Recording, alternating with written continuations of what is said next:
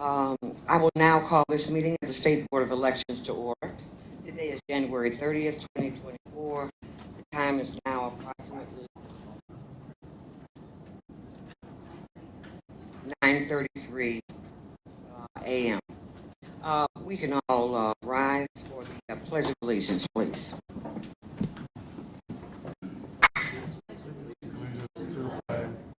United States of America and to the republic for which it stands, one nation, under God, indivisible, with liberty and justice for all.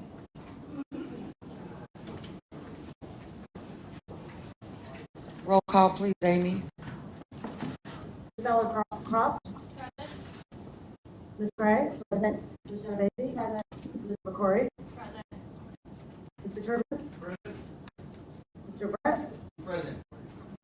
Vice Chair Donahue. Present. Chair Watson. Present. Thank you. Madam General Counsel, the second calls for us to begin with the lack of apparent conformity of petitions. I proceed. Thank you. This is agenda item 1A. Candidate Fazzini. Hold on 1 second.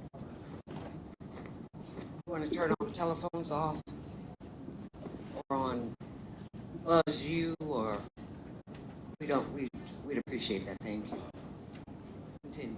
Thank you. Candidate Fazzini submitted nomination papers for the office of alternative delegate to candidate Ron DeSantis for the 6th Congressional District. Candidate Fazzini did not sign their statement of candidacy, and therefore, under the board's apparent conformity policies, the papers are not compliant. Therefore, I recommend that the nomination papers be dismissed and that the candidate not be certified to the ballot. I would move that we accept the recommendation of our general counsel.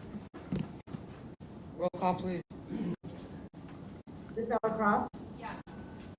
Ms. Gray. Yes. Mr. Basie. Yes. Ms. McCory. Yes. Mr. Turbin. Yes. Mr. Brett. Yes. Vice Chair Donahue. Yes. Chair Watson. Yes. Motion passed.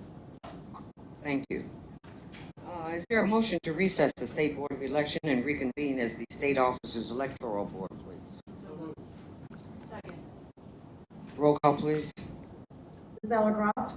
Present. Ms. Gray. Yes. Mr. Basie. Yes. Ms. McCory. Yes. Mr. Turbin. Yes. Mr. Brett. Yes. Vice Chair Donahue. Yes. Chair Watson. Yes. Motion passed. Madam General Counsel. Thank you. Before we proceed into our cases, I'd like to give everyone a little bit of background and logistics for this morning. I'd like to thank everyone for being here today. I'm Marnie Malowitz, General Counsel to the Board. Today, the Board will be hearing objections to the nomination papers of candidates seeking to appear on the ballot for the general primary election on March 19th of this year as established party, special judicial, or presidential candidates. For each case called, I will read a brief summary of the objection, recommendation of the hearing officer, and my recommendation on the disposition of the matter. We ask that the parties keep their arguments relatively brief, with the objector going first and the candidate going second. The board may grant more time for argument if they wish, but under Rule of Procedure 11, they have the ultimate authority to decide what oral arguments may proceed. The board has a number of cases to hear today, and the parties have already been given an opportunity to present evidence and arguments to their hearing officer. The board has been given copies of all of the objections, motions, briefs, hearing officer recommendations, and exceptions to hearing officer recommendations to consider, so there's no need to reconsider or reiterate every argument your side has advanced. Please also remember that no new evidence is to be presented here today. This is an opportunity to make legal arguments and explain your position to the board. Once the board has voted on your case, you can pick up a copy of your board order from Andy Nauman in Chicago, who's waving his hand over there, or from Jordan Andrew in the Springfield office. Hopefully Jordan is waving her hand. And I'd like to give a thank you to the board staff and especially the legal staff for all the effort you have put into these electoral board matters. I will proceed to call the first case. It's agenda item 3A. It's a special judicial candidate nominating petition for the March 19th, 2024 general primary election. So item 3A, Overturf versus Hopkins, 24 SOEB GP 115. Objector Overturf, who is represented by attorney John Fogarty, filed an objection to the nomination papers of candidate Hopkins, who is represented by attorney Anthony Schuring. Candidate seeks ballot access as a Republican Party candidate for the office of Circuit Judge for the 2nd Judicial Circuit Tedeschi vacancy. Objectors argue the objection should be sustained and candidate removed from the ballot because he is not a resident of the unit that would select him as required by Article 6, Section 11 of the Illinois Constitution, and his statement of candidacy is invalid because he falsely represents that he lives in Franklin County, even though he has not abandoned his residence in Williamson County. The candidate filed a motion to strike and dismiss, arguing the objection said insufficient facts in his petition and the motion was fully briefed. Both sides in this matter offered a number of records into evidence in this case, including voter registration records, driver's licenses, other public records, social media postings, and candidate testified on his own behalf at the evidentiary hearing. The hearing officer found certain portions of that testimony to be not credible. The parties agree on the applicable test for residency, and the objector bears the burden of proof. For legal purposes, residency is determined by physical presence and an intent to remain. Once a residency is established, it is presumed to continue unless or until it has been abandoned. Here, the hearing officer recommends finding that candidate established residence in Williamson County when he left his marital residence in connection with his dissolution of marriage proceedings in 2021, that candidate has resided in Williamson County since that time. The candidate initiated a lease of a property within the judicial district in Franklin County in October 2023, but that the facts demonstrate the candidate has not abandoned his residence in Williamson County. The hearing officer recommends finding that because he does not reside in the unit that would elect him as required by the Illinois Constitution, the candidate does not meet the Illinois Constitution's requirement that he reside in the unit that would elect him, and that he filed a false statement of candidacy in violation of Section 7-10 of the Election Code. The candidate filed an exception to the hearing officer's recommendation, arguing, among other things, that the hearing officer should not have independently researched candidates' divorce records. I agree with the candidate on that point. But that said, the hearing officer located no records, so none was considered and no harm was resulted. The hearing officer recommends, and I agree, that the candidate's motion should be denied because the objection petition was properly pled. Objector's objection should be sustained, and candidate Hopkins' name should not be certified for the March general primary ballot as a Republican Party candidate for the office of Circuit Judge for the 2nd Judicial Circuit.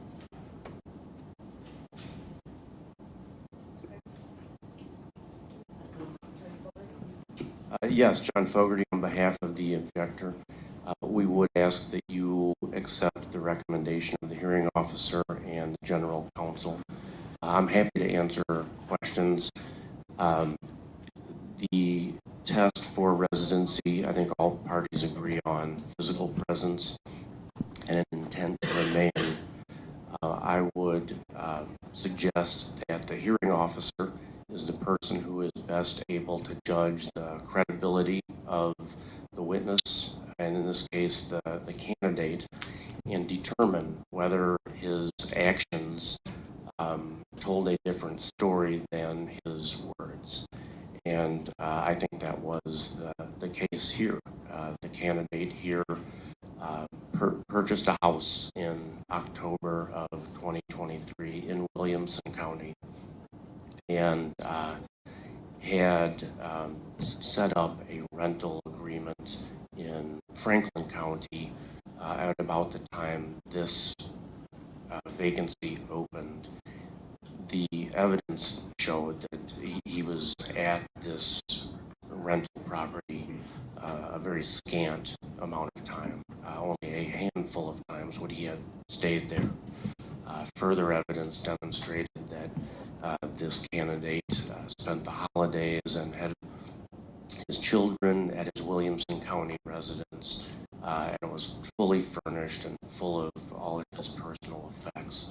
So the overall result is that the candidate established his residency in Williamson County, and by his actions did not demonstrate that he relinquished that residency.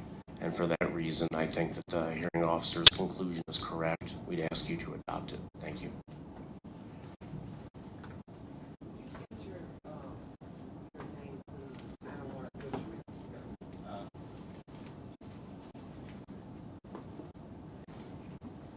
Yes, ma'am. Good morning. My name is Anthony Schuring. Yes, ma'am. Thank you very much.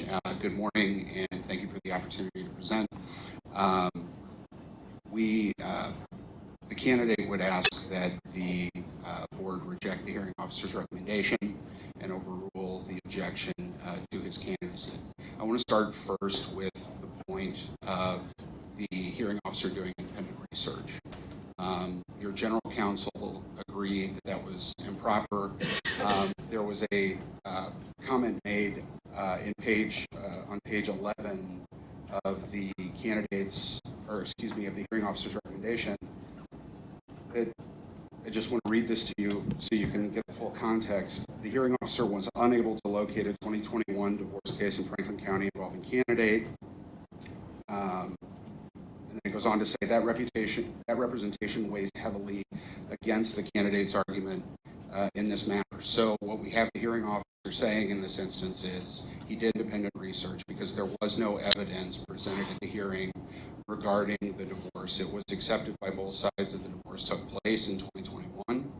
The hearing officer did his own independent research on an issue that was not in dispute, could not locate the records, and then stated that his inability to find those records weighs heavily against the candidate's argument. So respectfully, I disagree with the general counsel that there's no harm done here. There's substantial harm done here because the hearing officer himself says that that it weighs heavily against his argument. And that's not the only, frankly, legal issue that we argue that the hearing officer either misapplied the law or misunderstood the law.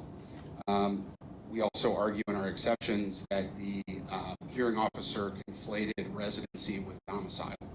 And I think that's best shown. There's a portion of the recommendation where the hearing officer says that, and he asks it rhetorically, this begs the question of where the candidate resided from 2021 to 2023, and then presents the three options as the Williamson County residence, the Franklin County residence that he rented, or his law office. And just as a matter of law, that's incorrect. If you're picking a domicile, those are the three options. There is a fourth option, no residency, because he was physically present in a particular area for a period of time, but he did not intend to remain there. And we cite the law for that proposition in our exception.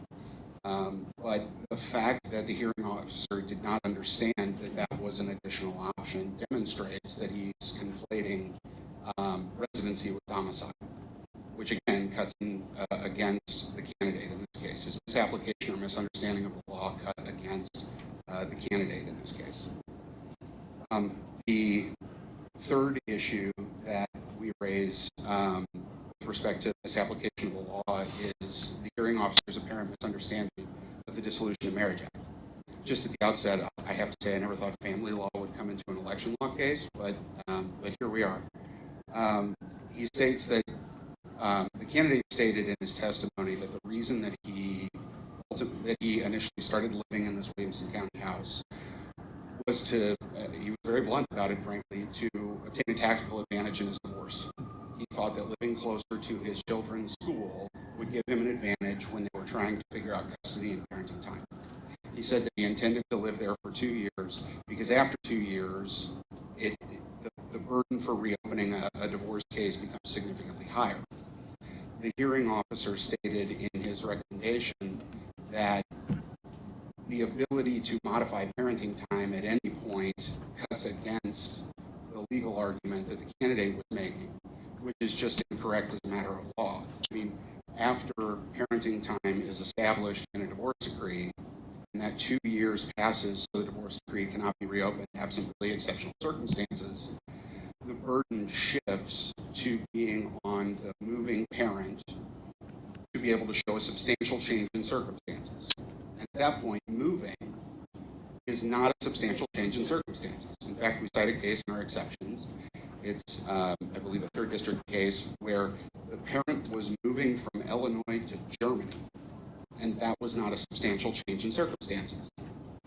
And so, as a result, I think it kind of logically follows that him moving from Williamson County back to Franklin County at that point would not work against him the way that the hearing officer believed that it would. And so, as a result, we think that, and we argue in our exceptions, that the hearing officer's misunderstanding of the operation of the Dissolution of Marriage Act, again, cut against the candidate and led to this conclusion. And finally, we believe that the hearing officer considered improper impeachment evidence as a part of his recommendation. There were several instances where counsel for the objector asked the candidate about statements that were made in affidavits from third parties. The candidate submitted 7 affidavits in support of his effort to stay on the ballot. They included his realtor, his legal assistant, his contractor, his brother, and his neighbor at the Franklin County residence, all of whom said that they had had discussions with the candidate about his intent to return to Franklin County, and that his living in Williamson County was temporary and was always intended to be temporary. He always wanted to move home to Franklin County.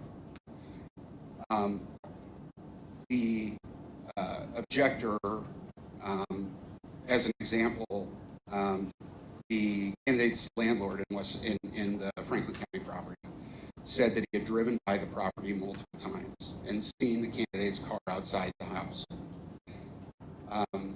Counsel for the objector asked the candidate how many times that the landlord had been in the home with or been at the property with the candidate, and his response was only once.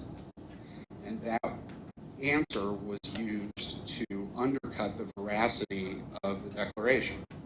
That's problematic because the candidate would have no way of knowing how often, how frequently the landlord was driving through that part of Franklin County and saw his house there. So it truly doesn't undercut either testimony. Both can be true. And the fact that that testimony was used to undercut the candidate's credibility and the affidavit's credibility is improper. It's improper impeachment evidence, and we've cited multiple cases in our exceptions where that just simply can't be done. You can't use the writing of a third party to undercut a person's testimony, and vice versa. You can't use a person's testimony to undercut a third party's writing. And so the fact that that was done is another reason why the hearing officer misapplied the law. On top of that, we have issues with the representations about some of the evidence that was submitted. I mean, as an example, the hearing officer states in his recommendation that the candidate never paid rent for the Franklin County property. That's just not accurate. It's not what the testimony was. The transcript will show that the candidate paid rent in legal services, that he did legal work for the landlord owed him money, and that the amount that was owed was discounted based on the rent itself. So it's just simply not accurate that no rent was paid. So For all of those reasons, we believe the recommendation is incorrect, and we believe that we've presented evidence and we established in our closing argument. I'm not going to just repeat that to you, but we believe that we've established both elements of residency through Franklin County property. Physical presence. The candidate testified that he stays regularly at Franklin County property. Intent to remain. He signed a 1-year lease. That lease requires him to either pay all of the rent if he leaves early without notifying the landlord, or if he does notify the landlord, to pay something like, I think about 4 or 5 times what his monthly rent was. That's indicative of an intent to remain. And so since we've established both of those, even if the hearing officer is correct that residency in Franklin County was abandoned when he moved to Williamson County, we believe that the evidence has shown that he has reestablished his residency in Franklin County. So I've just thrown a lot at you. So I'm happy to answer any questions that you have.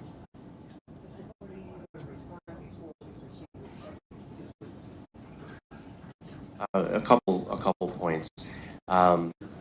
With regard to impeachment evidence, there's no attempt to impeach certainly the testimony of the candidate.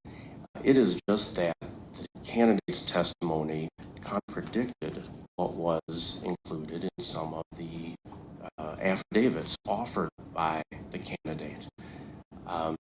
The hearing officer was best situated to determine whether or not what was being testified to by the candidate really was truthful. His credibility was measured by the hearing officer, and so we would ask that the hearing officer's assessment of that credibility stand.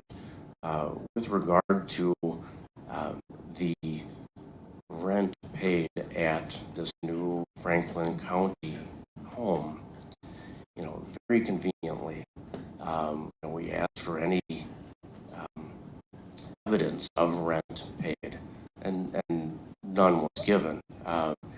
Certainly, it is possible that the gentleman, the candidate, did perform legal services for the landlord, and he did say that he is a longtime client.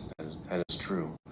But it's a very, very convenient arrangement for someone who is at the last minute rushing to reestablish themselves in Franklin County.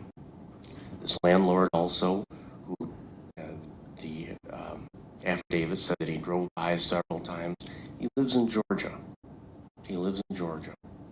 And it's just one idiosyncratic fact after another. The candidate rented his nice home in Williamson County and ended up buying that home just in October, and then purported to put it back on the market in the middle of October after this vacancy was announced. No for sale sign in the yard, no listing. You look at Redfin, you look at Zillow, you look at Realtor.com. This home is not on the market. So if someone wants to sell a home, you market it. Nothing has been done. So at the end of the day, these are a lot of facts that were put together in order to try to, at the very last minute, reestablish in Franklin County. The hearing officer saw through it, and his judgment should be respected and should stand. And I'll answer questions as well. Question? Mr. Chairman, your client changed his driver's license and his voter registration card in Williamson County, correct? And his statement that it was inadvertent seems a bit disingenuous.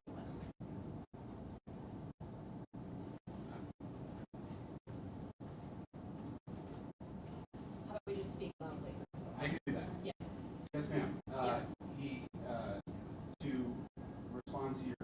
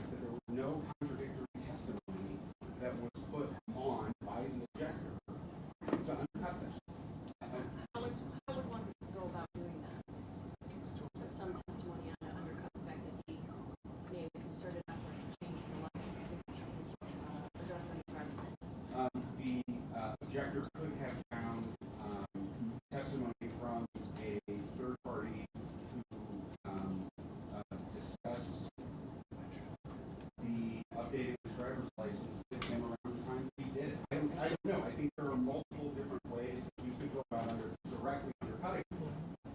But ultimately, it's not the candidate's burden to prove what his intent was. It's the objector's history.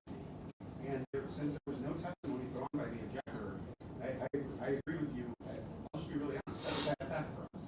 But it does not change the fact that there was no testimony put on to undercut the stated intent by the candidate. And since there was none, that needs to be respected and accepted as true.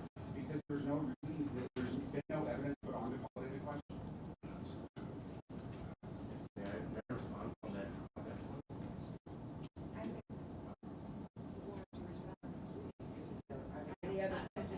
Anybody else have any other questions?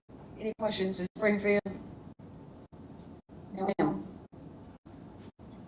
I'd like to make a motion. First of all, I think that there does not need to be any reference to the individual investigation done by the hearing officer in this case. I think that the record established by the hearing officer otherwise is sufficient to support the conclusion that the objector met their burden. And therefore, with that caveat in mind, I move that we accept the recommendations of the general counsel modifying the recommendations of the hearing officer and accept the objection. And deny the motion to dismiss. Deny the objection. Roll call, please. Dr. Croft? Yes. Ms. Craig? Yes. Ms. Genovese? Yes. Ms. McCory? Yes. Mr. Durbin? Mr. Durbin? Mr. Brett? Yes. Vice Chair Donahue? Yes. Chair Watson? Yes, Motion passed. thank you. If I could note briefly to Jordan and Springfield, if you could ensure that order is updated to reflect the exclusion of the hearing officer's research into the divorce proceeding, I would appreciate that. Madam General Counsel. Thank you. Next matter, agenda item 3B, Overturf versus Minson Minor, 24 SWB GP 119. Objector Overturf, represented by Attorney John Fogarty, filed an objection to the nomination papers of candidate Minson Minor, who seeks ballot access as a Republican Party candidate for the office of Circuit Judge of the Second Judicial Circuit, Tedeschi vacancy. Objector's petition argues candidate's nomination papers are invalid because she gathers signatures under the name Vanessa Minson M-Minor, whereas her name is Vanessa Minson, and the candidate created a new hyphenated surname that violates Section 7-10.2 of the Election Code. Objector further alleges the candidate filed a false statement of candidacy because there is no voter named Vanessa Minson Minor registered to vote at her given address. Candidate filed a motion to strike, which was fully briefed. A hearing, and in the briefing, candidate says Minson is her married name, Minor is her surname at birth, and because she is going through dissolution of marriage proceedings, and because she wants to make it easier for Franklin County voters to identify her by including her birth name, name on her statement of candidacy complies with the law. The objector offered exhibits showing various records for different names for the candidate, including Vanessa Minson, Vanessa Minson Minor, Vanessa Minor Minson, and Vanessa Brielle Minson. The hearing officer relies upon the Oberholzer case, Oberholtzer, and the Shannon DiGianni case, SHANNON-DICIANNI,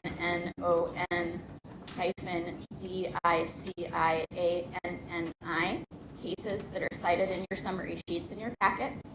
And the hearing officer recommends finding the candidate's name on her statement of candidacy violates Election Code Section 7-10.2 by creating an impermissible double surname, invalidating her nomination papers. The relevant portion of that statute reads, quote, in the designation of the name of a candidate on a petition for nomination or certificate of nomination, the candidate's given name or names, initial or initials, a nickname by which the candidate is commonly known, or a combination thereof may be used in addition to the candidate's surname.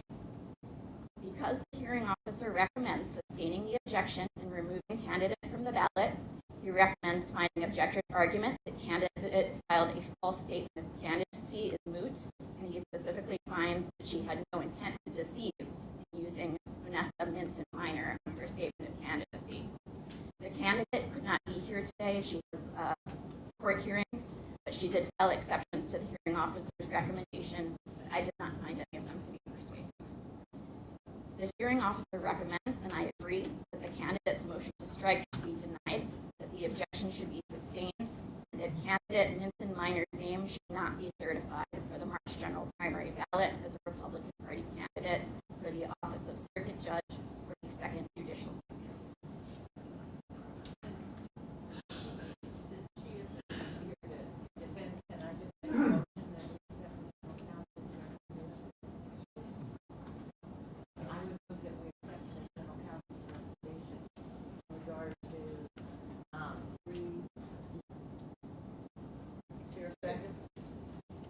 Second.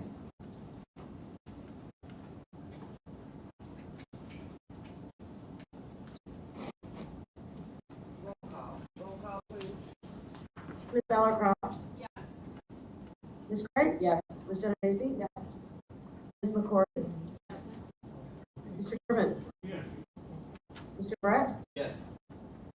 Vice Chair Donahue? Yes. Chair Watson? Yes. Motion passed.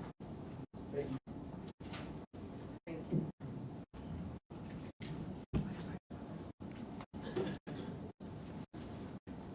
Thank you, Amy. There's something wrong with my microphone now.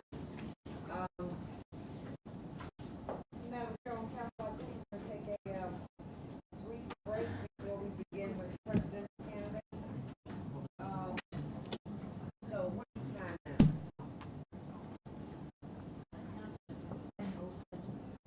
10:07?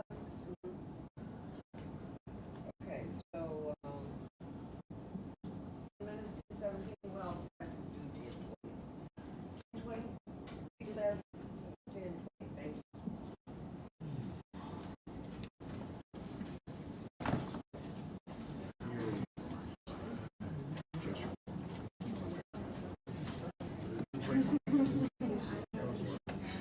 I have the same grievance. It is what it is, right? I mean, you've been around long enough to see how this circus ends, right?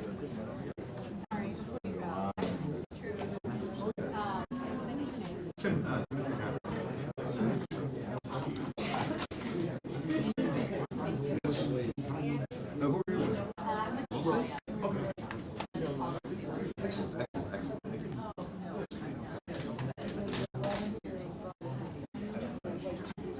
Oh, really? Free handout of getting photo ops, right?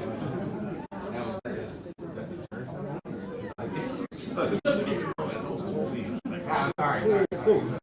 Wait, there's a certified copy of the Constitution. What do you mean?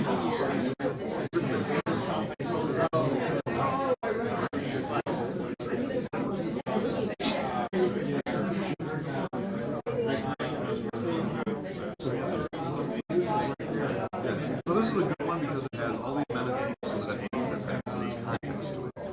good history. Like, that's fine with me. But I mean, okay, I'd much rather debating Augustine and the Constitution. Oh. Now I'm going to do something. Hey, so you're I gotta get downstairs. Oh, I want to get coffee.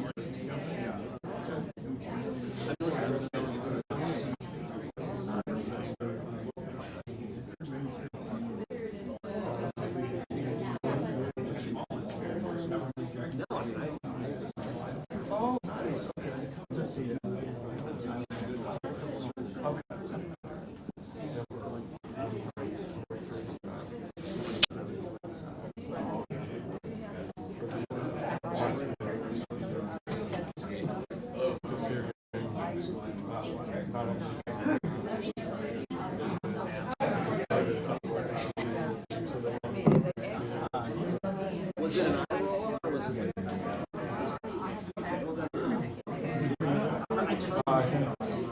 So I don't know if I've mentioned before, but I've lived in a lake.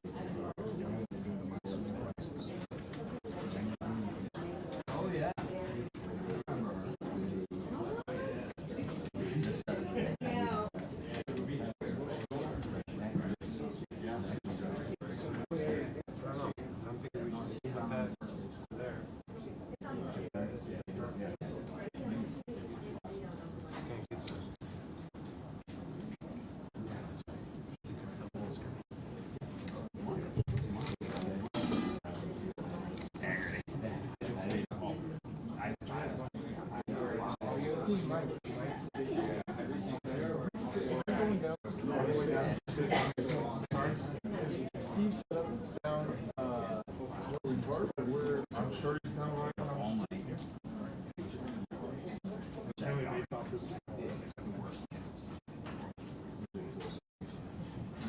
Are our council here?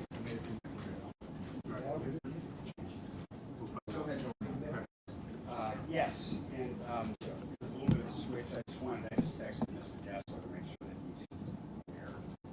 Is Mr. Gessler aware?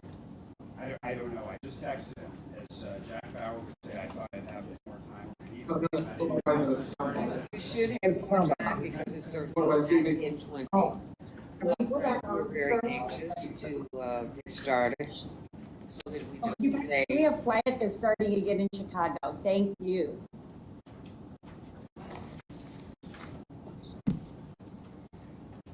Are we ready in Springfield? Yes, ma'am. Are we ready in Chicago now? Yeah.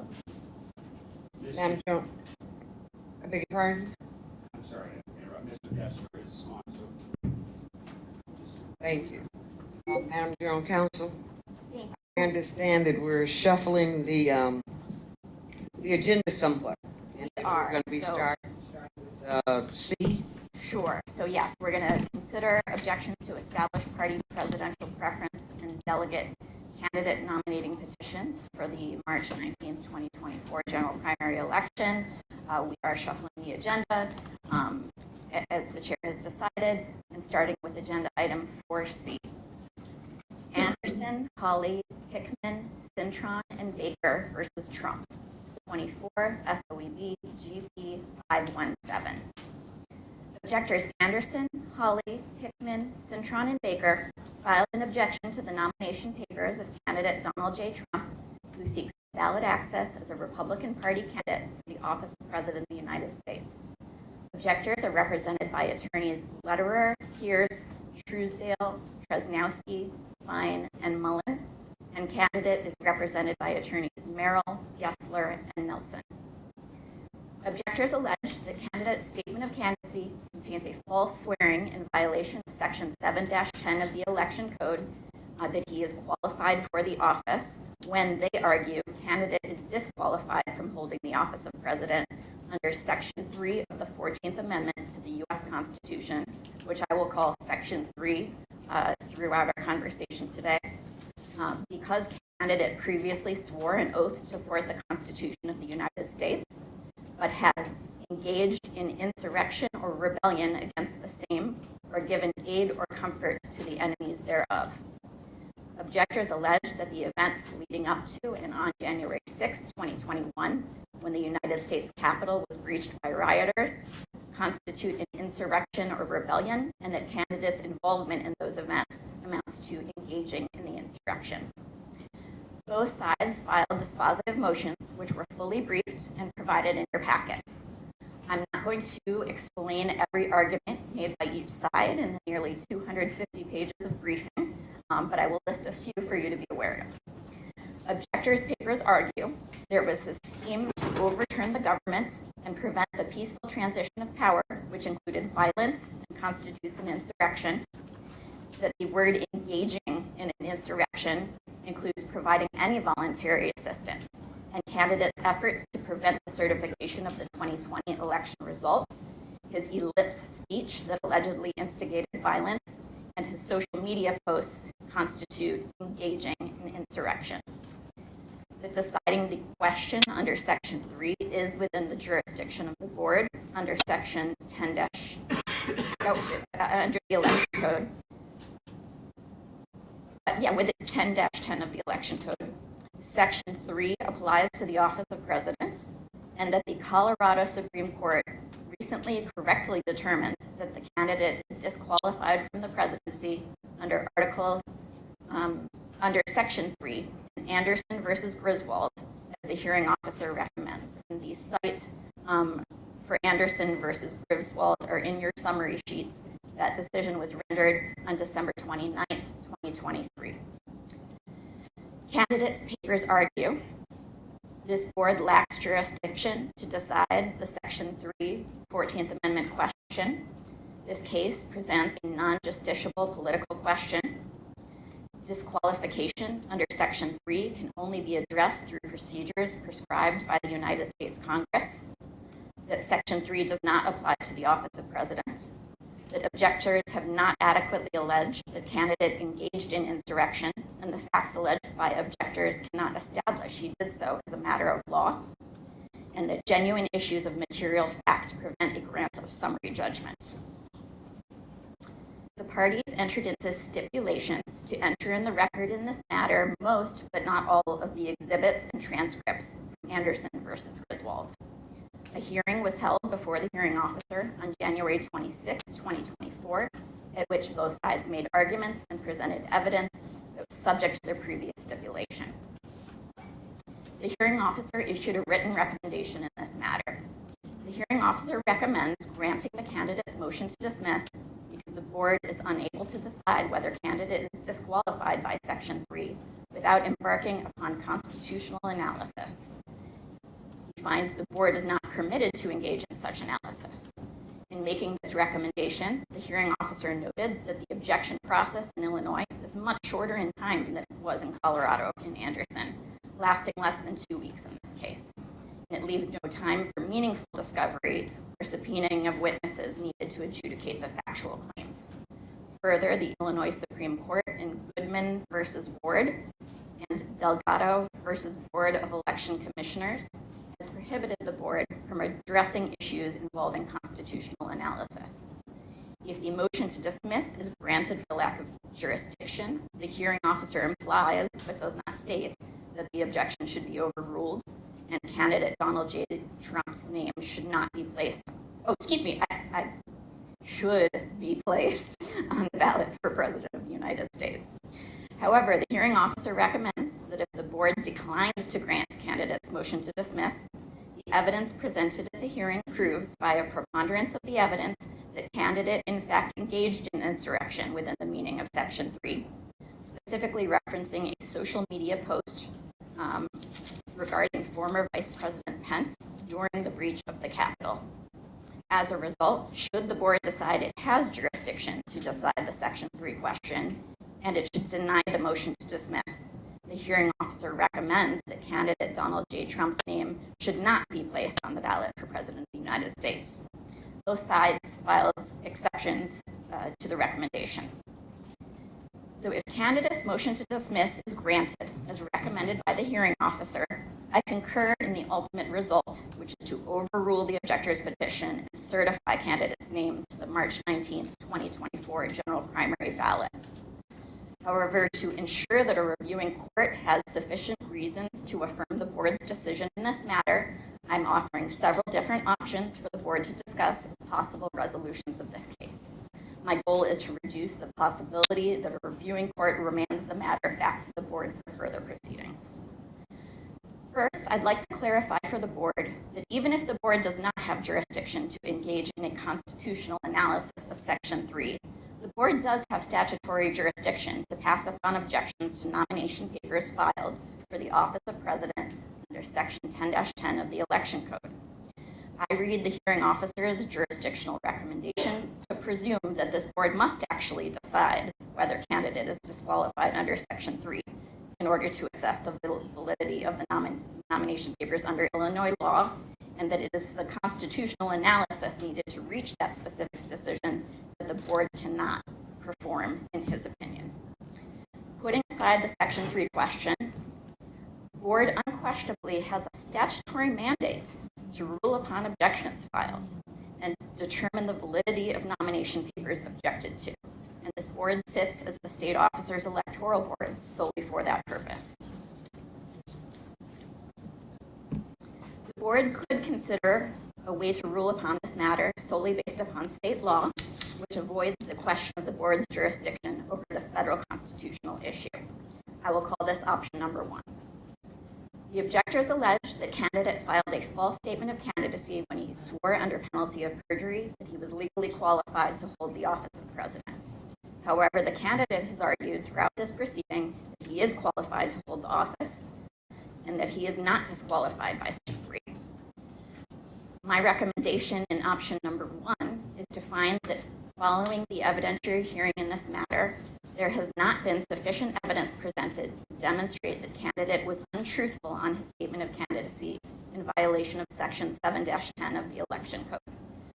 Legal qualifications for Illinois offices generally involve the application of Illinois law to facts personal to the candidate, like whether they live in the district, have lived in the district for a long enough period of time, or whether they hold the correct professional qualification. To the extent the candidate swearing he is legally qualified for office must mean he is not disqualified under Section 3, this involves an analysis of complex facts as well as law, many of which involve actions by others at the Capitol on January 6th, for which he was not physically present, making it more difficult for him to know whether in fact he is legally qualified. Illinois law favors ballot access, which is a substantial right, and absent some evidence that candidate had some awareness that his statement of candidacy is false, I do not believe that alone is sufficient to invalidate his nomination papers. I'm not advocating for adoption of a criminal law perjury standard in a non-criminal matter. This case is determined on a preponderance of the evidence standard, but not just any alleged mistaken statement on a statement of candidacy should be sufficient to deny ballot access to a candidate. In the case of Illinois candidates running for Illinois offices, other requirements of the Illinois compiled statutes and the Illinois Constitution work together with the election code to ensure that only qualified candidates obtain access to the ballot. But as to federal candidates, the only statutory authority Illinois law gives to prevent a federal candidate's ballot access is if the candidate's nomination papers are not in compliance with the Illinois election code. And the singular way this board's process touches a federal candidate's substantive qualifications for office is if the candidate falsely states they're qualified to hold the office and a duly filed objection is sustained for that reason. And I am not convinced here that the candidate has filed a false statement. To the extent that Illinois law does require that candidates actually meet all legal qualifications for office, state and federal, in order to have valid nomination papers, then I recommend adopting the hearing officer's argument that the board lacks jurisdiction to engage in the constitutional analysis necessary to decide whether Section 3 disqualifies candidate from holding office. Even if the board believes it has jurisdiction to analyze and decide the Section 3 question, I discourage the board from doing so today. A number of legal questions must be decided, including whether Section 3 applies to the office of president, before it would be appropriate to determine the candidate did or did not engage in insurrection. The hearing officer's recommendation does not make recommendations on certain preliminary legal questions. So if the board considers those facts without first evaluating these legal questions, this could result in reversal by the courts and possible remand to this board for further proceedings. I think it's in the interest of everyone that the board's decision after today proceed up through the court system towards a resolution. I would like to better understand which direction the board is headed in this ruling before we talk too specifically about ruling on the dispositive motions filed by each side. But in any event, I recommend finding that the objection should be overruled and candidates named Donald J. Trump should be certified to the March general primary ballot as a Republican Party candidate for the office of president. No, I understand that we're asking the parties to limit their arguments to 15 minutes each. If the objectors can begin. Thank you. Madam Chairwoman, Madam Vice Chair, members of this board, counsel for candidate Mr. Trump, and Madam General Counsel. I'm Matthew Peters, and along with my colleagues, today to the left and one I hope zooming in, we represent the petitioner objectors in this matter. And it's an honor to do so. As the General Counsel has told you, and as I'm sure probably the weightlifting that you've engaged in from the paper, unless you have it all electronically, has shown you it's a rich record. A lot of legal argument and writing, a lot of evidentiary material presented to you. And I think, without being immodest, the lawyers on both sides did a good job. This has been well submitted to you, and while I am passing out constructive compliments, the hearing officer did a remarkable job in a very short period of time, consuming a small amount of argument, evidence, and issue in a very collective. He received an extensive record that included our objection, which was a fulsome document, argument, and citation of authority, the trial transcript of the Colorado case, and the Anderson litigation, the factual findings, not the conclusory comments, but the factual findings of the January 6th congressional committee. Very extensive evidentiary material in addition to that, comprised of tweets, public statements by the president, largely undisputed, those facts, and detailed motions, dispositive motions from both sides. A motion to dismiss from Mr. Trump's counsel, and a petition for a ruling in our favor, either on the evidentiary record or summary judgment for the objectors. Judge Erickson recommended, as the General Counsel has just indicated, that our objection, our petition be denied on the basis of one of the grounds alleged in the motion to dismiss that is that this board lacks the legal authority to determine complex constitutional questions like this that require both legal determinations and factual determinations. As a second ruling, or recommended ruling, I'm sorry, Judge Erickson, the hearing officer, said that if instead this board finds that it does have jurisdiction, it should, based on the record produced, the factual record produced, and the law presented, find in favor of the objective petitioners and rule that Donald Trump did not appear in the presidential primary ballot because he has in fact engaged in insurrection in violation of Section 34.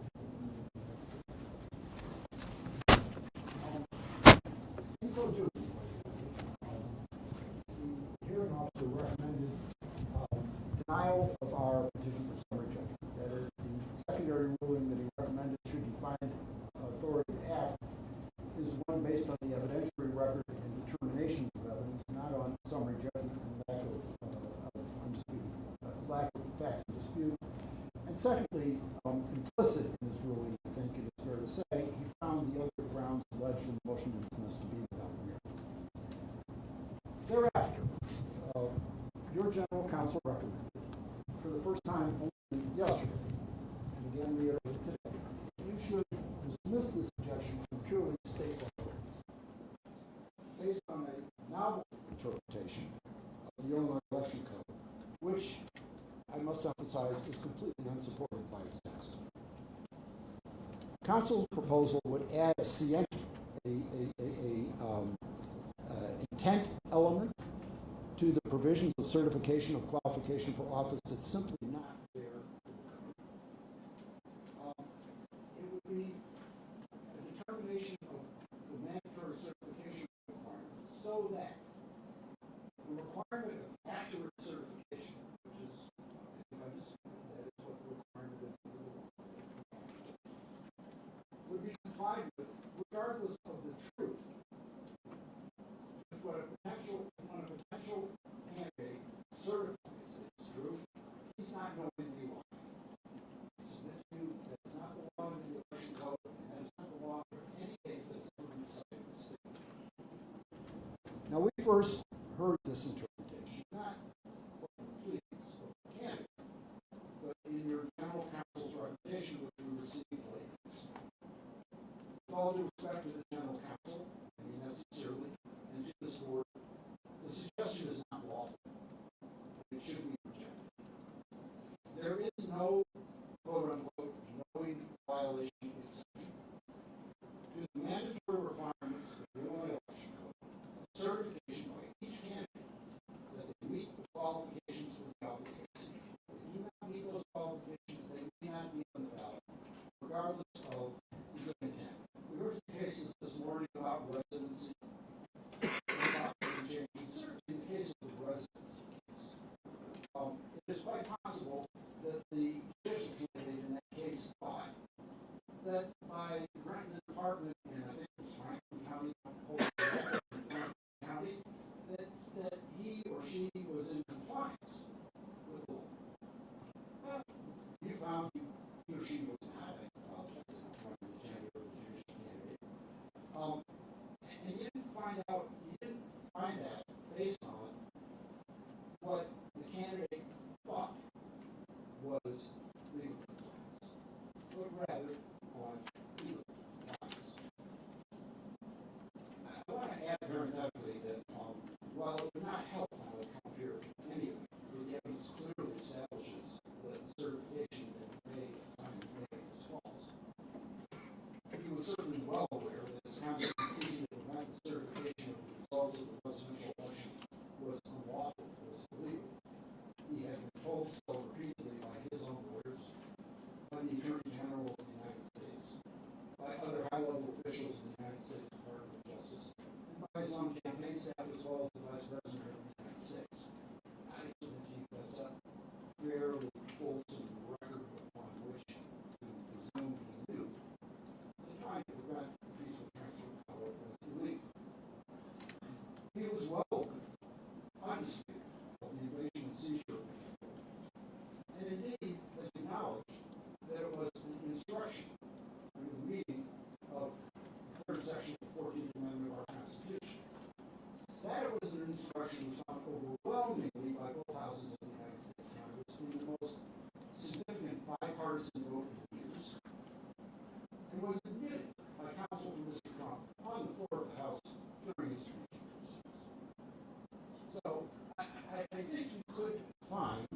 knowing violation of the law quite easily on this record, but the truth is there is no such scienter requirement in the Illinois Election Code. This board is what is inartfully called by lawyers a creature of statute, and only has those powers that you are given by statute and required to undertake under the constitutions of the state of Illinois and the United States. I pause and note every governmental entity must comply with those two constitutions, regardless of what their statutory mandate is. I think about that, there's no dispute and no unclarity. What you may not do is graft new elements, new requirements, onto the clear language of the Illinois Election Code.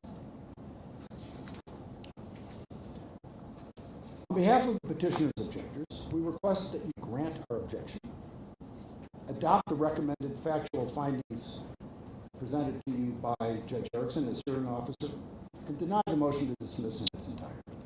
A few comments, and then I shall pass the microphone to the counsel for Mr. Trump.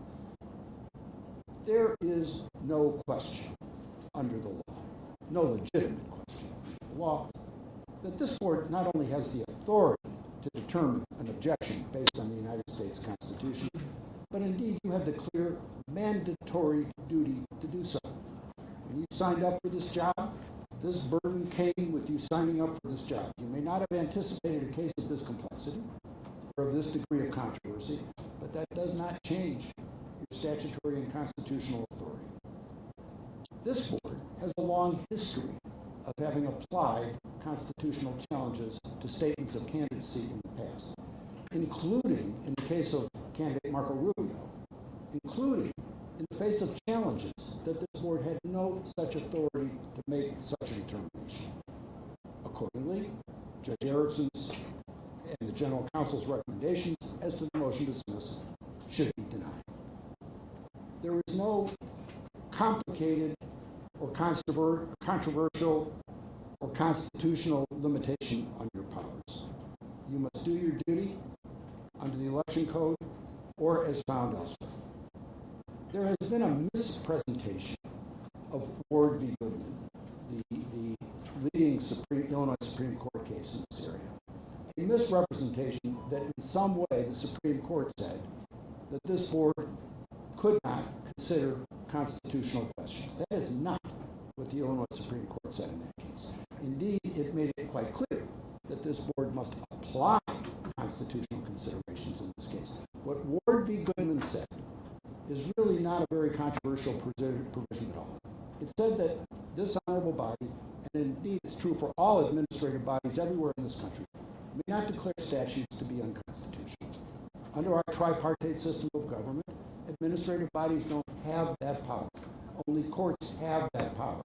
But administrative bodies, this one and every other one, must obey the Constitution, and to the extent that constitutional provisions dictate or impact the outcomes of the proceedings before you, you must obey the Constitution, just as I must obey the Constitution and everybody in this room must. But you to a higher level, because you're the government. The factual record that was found and recommended by Judge Erickson should be adopted by this board. On the basis of that record, this board should grant the objection. That record shows, to more than a preponderance of the evidence, that the candidate, Mr. Trump, knowingly and voluntarily engaged in an insurrection to prevent the peaceful transfer of power for the office of the presidency, which transfer is provided for in the United States Constitution. The only proceedings to reach the merits on this question are unanimous on this point that that is in fact what happened. He did indeed violate the law. It is also clear from this record that in an effort to prevent that peaceful transfer of power, Mr. Trump, this isn't a secret. As the sitting president, he made it clear that that was what he intended to do. He intended to stay in office because he claimed, with no actual legal basis whatsoever, after having lost 60-some legal challenges around the country, he claimed that the election was somehow stolen, with no facts and no legal authority for that. And based on that continued allegation, he took a leading role in organizing, facilitating, supporting, directing, and protecting a concerted, armed and violent invasion and seizure and disruption of the United States Congress on January 6th. As the members of that body were gathering to fulfill their constitutional duty of certifying the electoral votes, the target was to disrupt that process under our Constitution, which is indeed the peaceful transfer of power. This record is not only well established before you, it is unrebutted by any affidavit from the candidate. He stands silent before this board. Because of that largely unrebutted conduct, the candidate is disqualified to run for the office of president under Section 3 of the 14th Amendment to the United States Constitution. Accordingly, we submit the petitioner's objection should be granted. Ms. Mellowes has stated in her recommendations to this body that in order to, quote, ensure that a reviewing court has sufficient reason to affirm this board's decision in this matter, close quote, she offers different options to the board, as she has discussed and as her recommendation clearly presents. Different options which she says, the goal of which is to reduce the possibility that a reviewing court remands the matter back to this board for further proceedings. While we may disagree with some aspects in the General Counsel's recommendation, we wholeheartedly agree in that goal. We think that this honorable board should make a determination with regard to the matters pending in such a way that the appellate courts, and there will be appellate courts, this is no secret, there will be no disagreement among counsel on that point, so the appellate courts have the ability to make a full and final determination without sending it back down here for more. While we fully believe that only the granting of our objection will be affirmed on appeal, we share the goal of this board making a record that will not be remanded for further proceedings. The proceedings before this board have been extensive and very thorough. There is a full legal and factual record that should be adopted by this board so as to present a complete record upon which the courts will make a final determination in this most important matter upon appellate review. With those remarks, I am happy to answer any questions, and I will cede the mic over to counsel from Mr. Trump if there are any questions.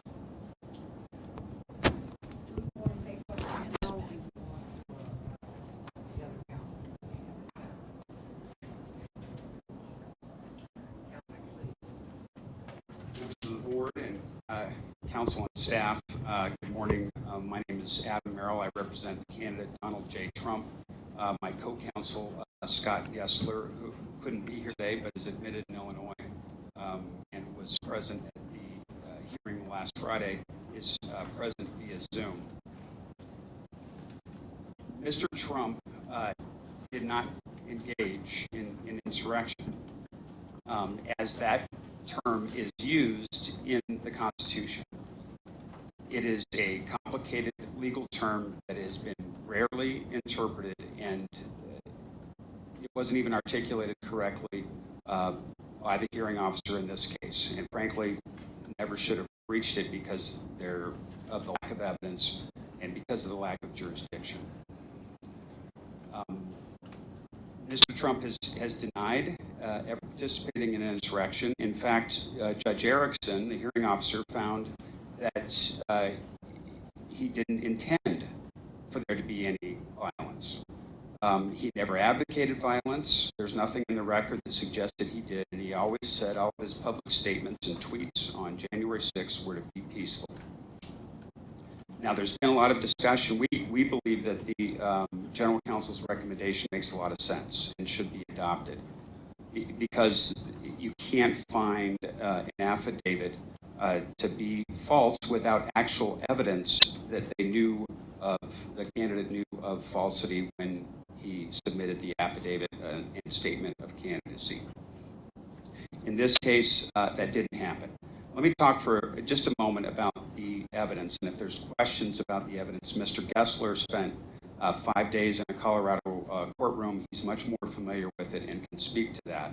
But in terms of the evidence in this case, there was none.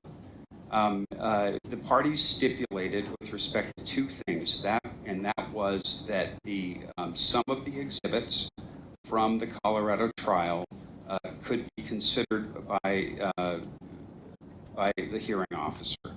But there were all of the other objections concerning those exhibits were preserved. One of those main exhibits was the January 6th report. The January 6th report was a partisan report. It was done only by the only Congress people that participated were people who had already voted to impeach President Trump. And under those circumstances, Illinois Rules of Evidence, Rule 8038, doesn't permit the conclusions in that report to be submitted.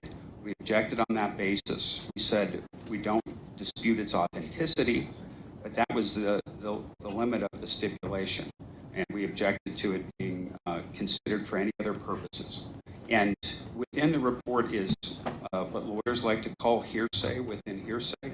It is simply not something that can be considered by the hearing officer, and it wasn't considered by the hearing officer, and it certainly is not something that can be considered by this board as proof of what the report suggests happened.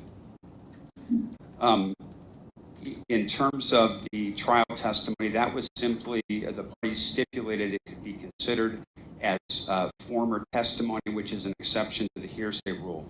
But what's not admissible under the hearsay rule are any findings containing expressions of opinion or the drawing of conclusions.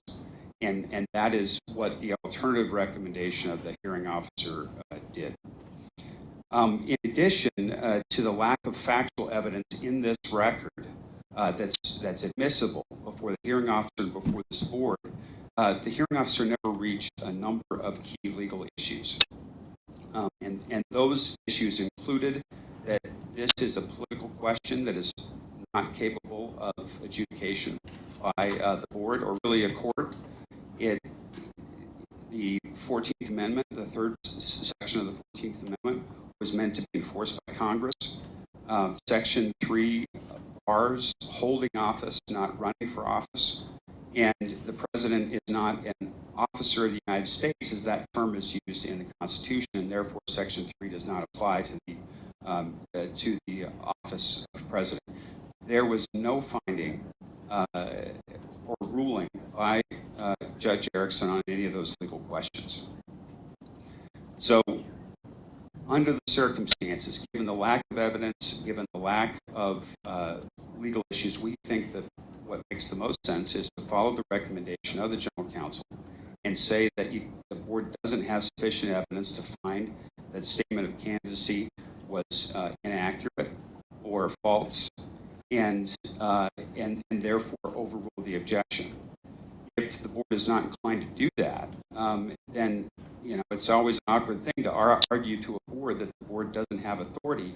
But Section 10-10 simply does not give the board the authority to weigh into complicated federal constitutional issues.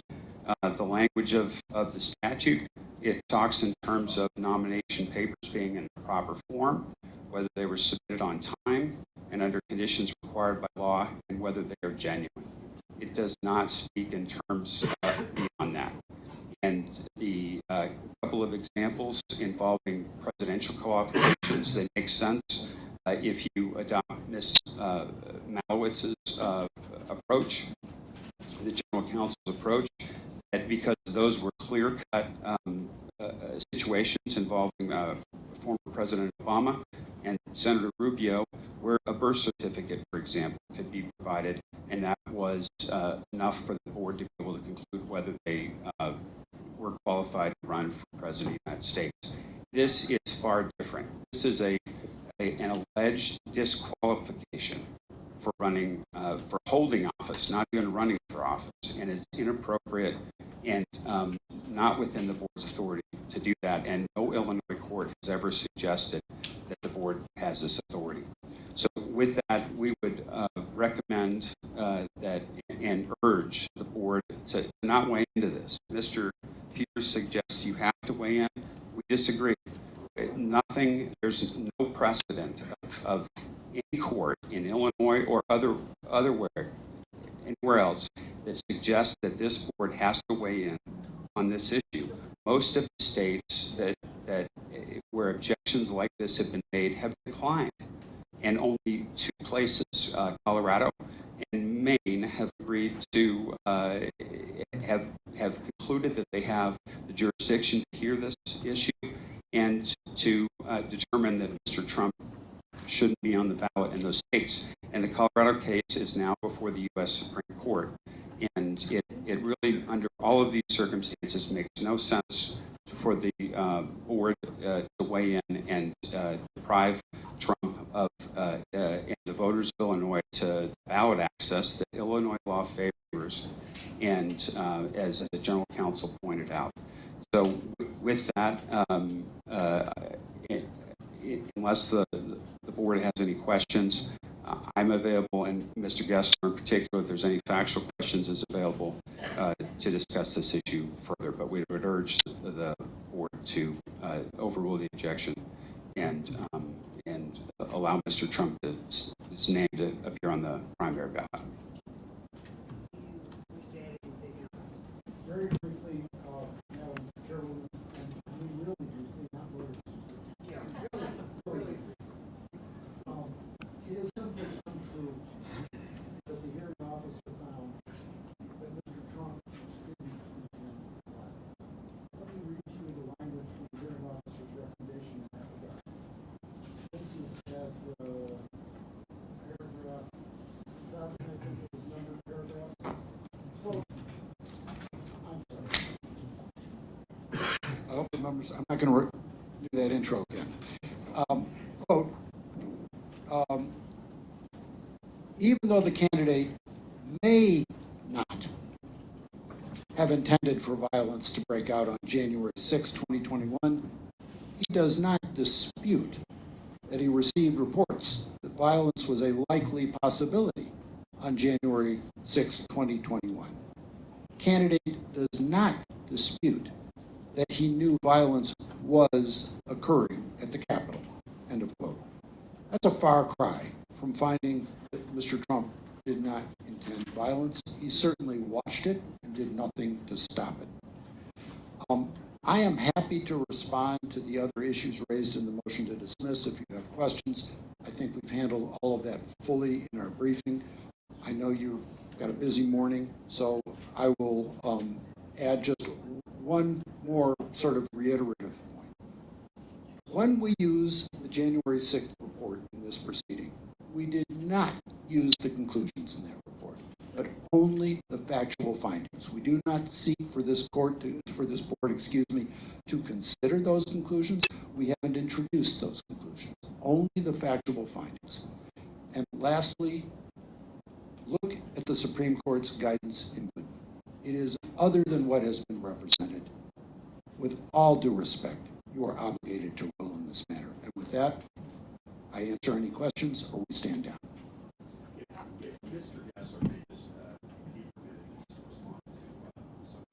Mr. Gessler. Thank you, Madam Chair, and I also want to thank the board for its courtesy in allowing me to appear by Zoom.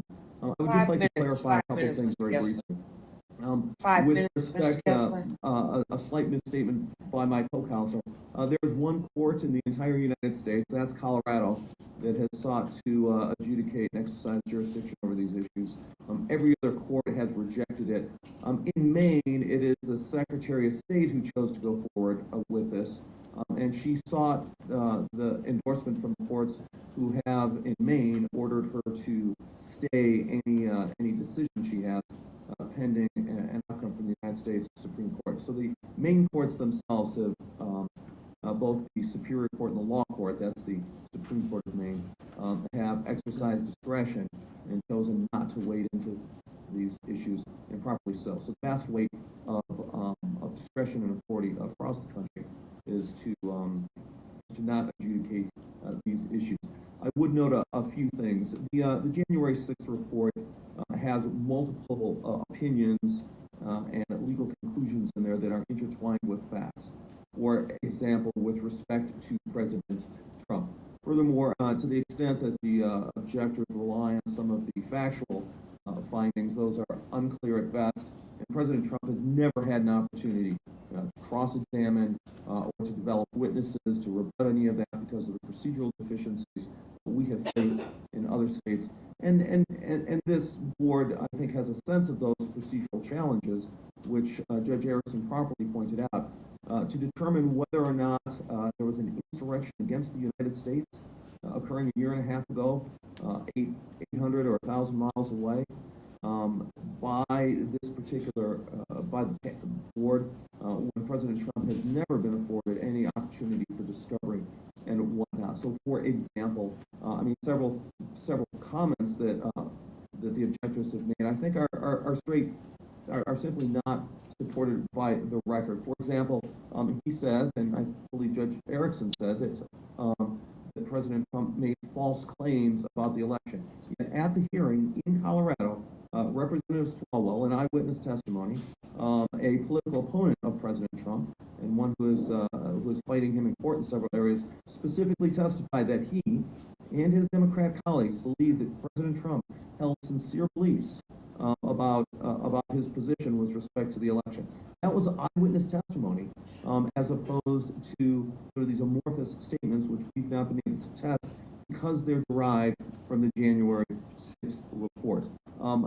Objectors have claimed that Congress overwhelmingly voted that there was an insurrection. That simply isn't true. In the House of Representatives, it was mostly a partisan vote.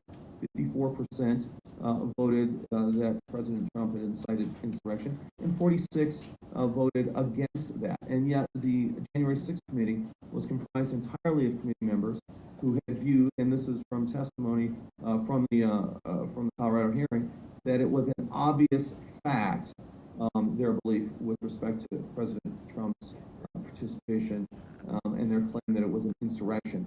And that was the basis in which the January 6th report came about. And so we dispute very strongly not only that, but also many of the facts derived from the January 6th report. At the Colorado hearing, Representative Ken Buck spent 28 years as a prosecutor. He actually served as a staffer in the Iran-Contra hearings, so he's familiar with controversial reports. He viewed the January 6th report as akin to him showing up in court as a prosecutor and prosecuting the case without the defense or defense counsel ever being present. And that's how unfair we believe it was, and we think many of the facts show. There was never an admission, and there never has been an admission by President Trump, anything near that January 6th was an insurrection. Objector statements stem from a statement by President Trump's counsel on the floor, who said, "We are not here today to determine whether or not an insurrection occurred. On that point, everyone agrees." And when he said on that point everyone agrees, he was pointing out the fact that everyone agreed that the issue that he was talking about at that moment was not insurrection. The point was not that he or anyone from in President Trump's camp or he as an agent of President Trump had agreed that January 6th was an insurrection. And in fact, that interpretation is proper because it's grammatically correct and consistent with everything President Trump has said for the last year and a half. I'm sorry, Mr. Attorney Kessler. We'll have to cut this off at this time. Okay. I'm sorry, could you repeat that, Your Honor? My connection may not be I'm picked up. sorry. We'll have to cut this off at this time. No problem. You, Mr. Thanks for your indulgence. If you have questions and want to wade into these factual issues, I'm fully prepared to do that. But we believe that this board does not need to reach those issues. Thank you. Okay, do we have any questions in Springfield from the members there? Member Genovese, Member Craig? Not at this time, thank you. Do we have any questions here in Chicago from any questions? No? Okay.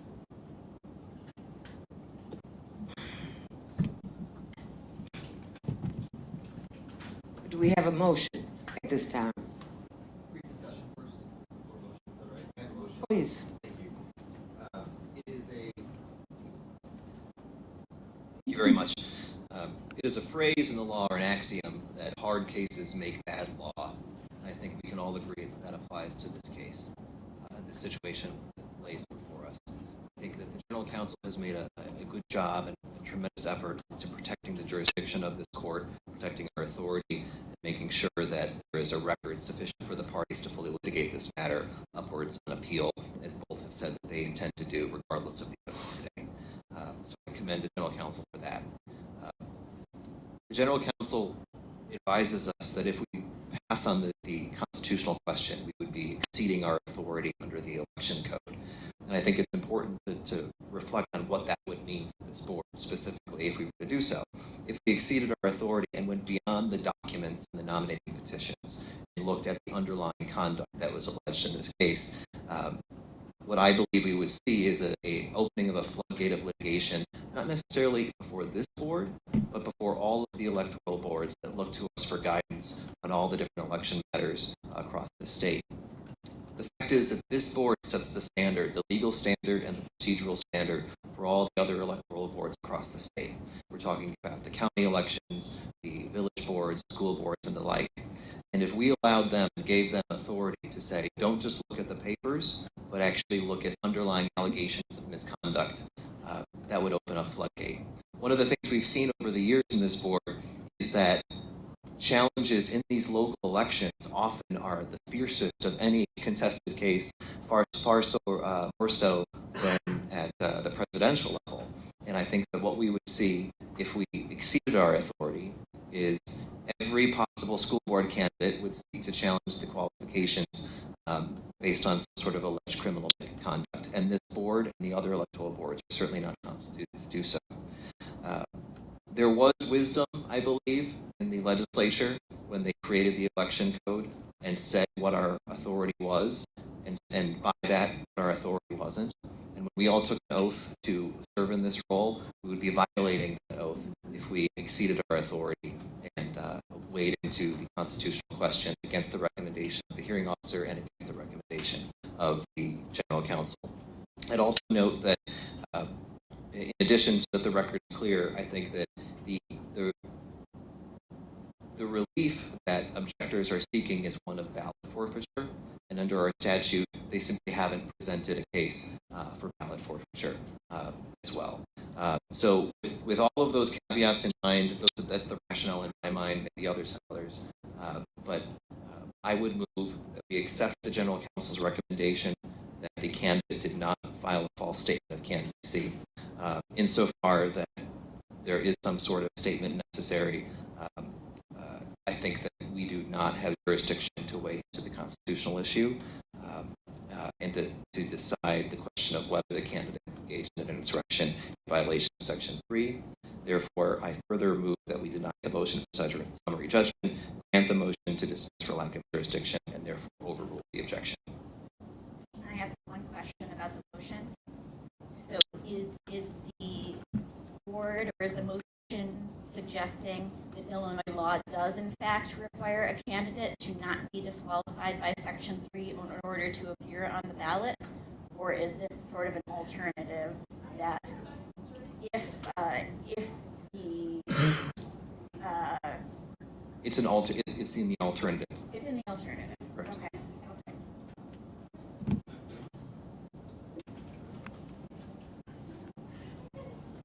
There's a second. Roll call. Ms. Delacroix? Yes. Ms. Craig? Yes. Ms. Genovese? Yes. Ms. McCrory? I'd like to make a statement before I rule on this. I want it to be clear that this Republican believes that there was an insurrection on January 6th. There's no doubt in my mind that he manipulated, instigated, aided, and abetted an insurrection on January 6th. However, having said that, it is not my place to rule on that today. So I will say yes to the motion as far as not having jurisdiction to rule on that fact today. Mr. Turbin? Yeah. Mr. Brett? Yes. Vice Chair Donahue? Yes. Chair Watson? Yes, Motion passes. thank you.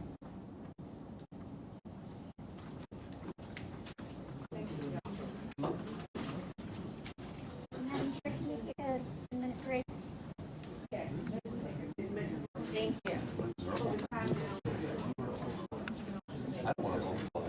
Time now is 11:06. 11:16, yes. 11:16. To the parties of this case, I did not know what the outcome was going to be, so your order is not finished. You can wait around for a while, or I can email it to you later. Okay, sounds good. Thank you.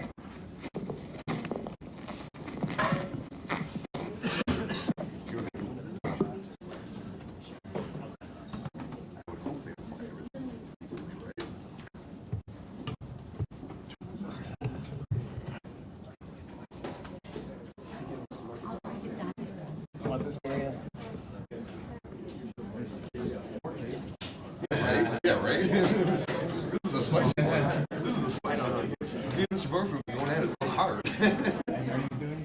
Oh, man. Let's see, maybe opposing parties, but at least we have fun with this.